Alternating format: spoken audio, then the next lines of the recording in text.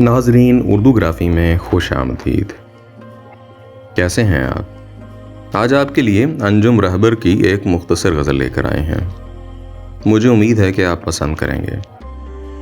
उससे पहले अगर आपने हमारे चैनल को सब्सक्राइब नहीं किया तो अभी कर लीजिएगा और बेल के आइकॉन पर क्लिक कर दीजिए ताकि आने वाली वीडियोस की इत्तला आपको बर वक्त मिल सके।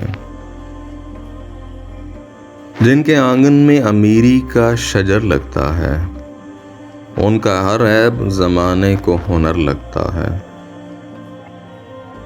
चांद तारे मेरे कदमों में बिछे जाते हैं, ये बुजुर्गों की दुआओं का असर लगता है। माँ मुझे देख के नाराज ना हो जाए कहीं, सर पे आंचल नहीं होता है तो डर लगता है। जिनके आंगन में अमीरी का शजर लगता है, उनका हर ऐब ज़माने को हुनर लगता है। जी, तो कैसी लगी आपको मुख्तसर सी ये गज़ल? मुझे उम्मीद है कि पसंद आई होगी। अगर पसंद आई तो इस वीडियो को लाइक और शेयर ज़रूर कीजिएगा, इससे हौसला अफजाई होगी। बहुत शुक्रिया।